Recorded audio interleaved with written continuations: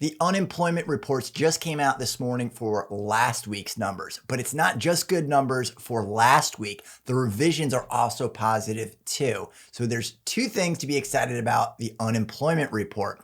And I also want to go into unemployment and what you can do to better protect yourself moving forward. But before we do, if this is your first time at our channel or you haven't subscribed, click on the subscribe button at the bottom. My name is Travis Sickle, Certified Financial Planner, helping you reach your financial goals.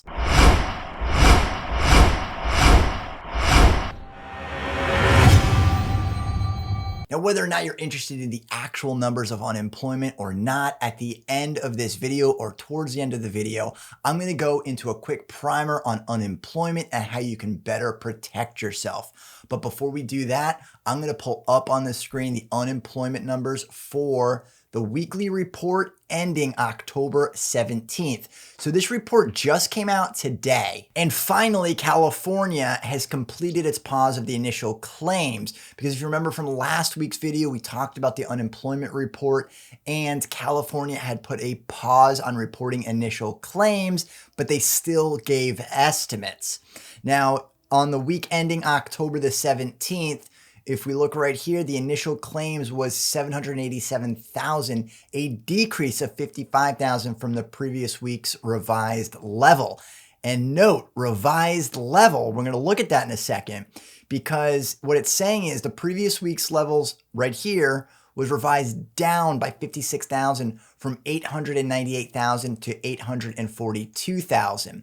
Now that is different because the previous week, that's what I was talking about. If we look at last week's report, scroll to the very top, and this is the report that we went over in the last video, and it was reported 898,000, an increase of 53,000.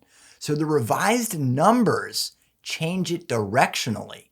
So not only were last week's numbers trending downward, which is positive, meaning people are getting off unemployment and initial claims are less, but also the previous week was also revised downward. So when it was originally reported, initial claims were going up, but when they revised the numbers, initial claims are now going down. So that's 2 weeks in a row that unemployment initial claims are going down. And not only that, if we look at the second paragraph here, the insured unemployed rate was 5.7% for the week ending October 10th, a decrease of 0.7 percentage points from the previous week's revised rate. The previous week's revised rate was also down by 0.4% from 6.8% to 6.4%. So again, going back to the previous week's report, I have it highlighted right there. It was reported at 6.8%, but that's now being revised even lower at 6.4%. So more positive news in a trend of unemployment decreasing. And California is a big deal in these numbers because they have a lot of people in California.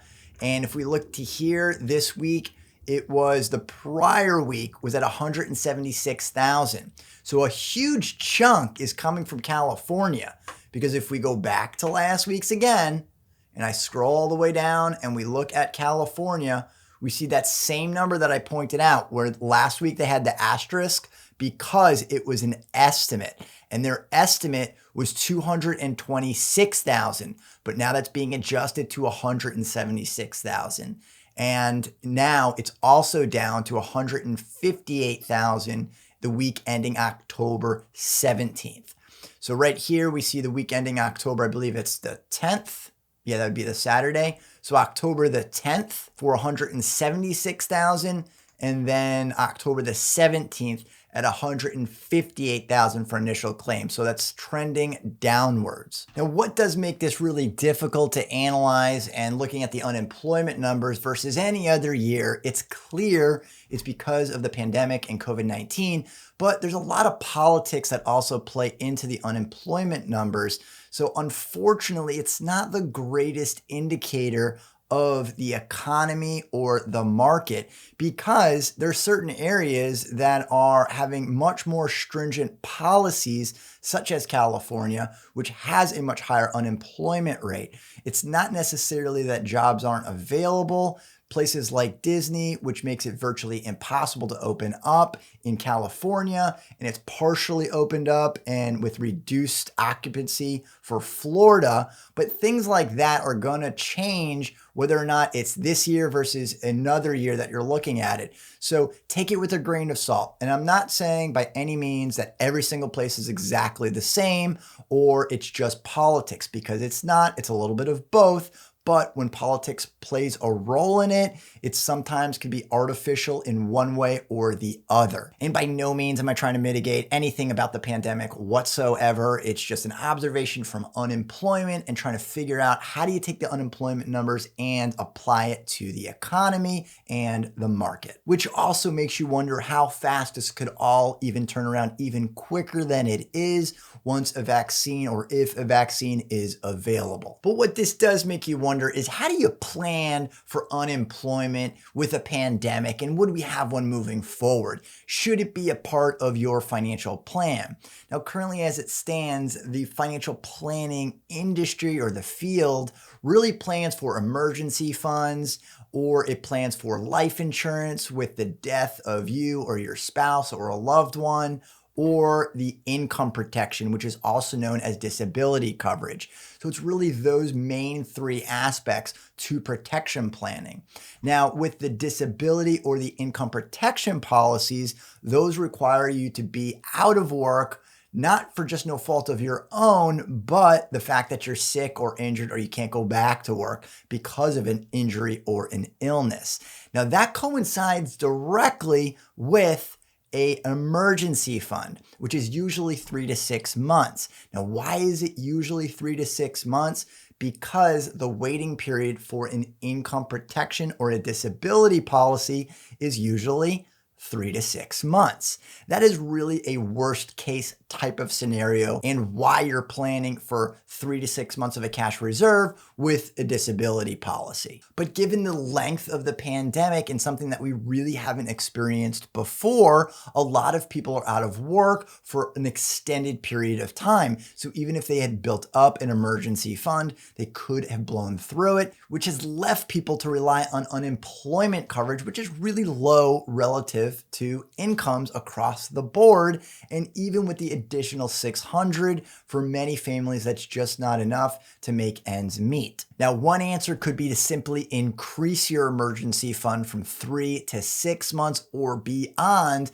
But here's the thing that you really have to understand when you're trying to build an adequate cash reserve or an emergency fund. Every dollar that you're putting into that emergency fund is a dollar that is not going towards your other goals, like retirement. So a question that I've been getting recently, and I get from time to time, can you ever have too much cash? What if you have more than 3 to 6 months of a cash reserve?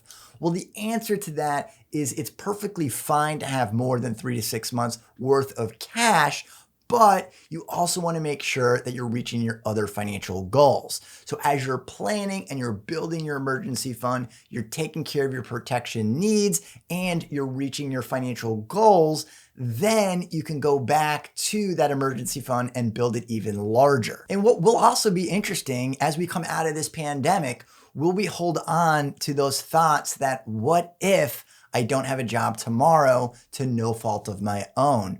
Will people start to become a little bit more conservative and make sure that they have a little bit more in the bank than they did pre-COVID-19 and pre-pandemic? And it's clear that the unemployment system is not enough to make ends meet over any sort of extended period of time.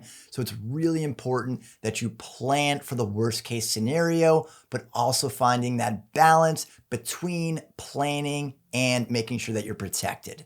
And if you've enjoyed this video, be sure to subscribe and leave your comments down at the bottom.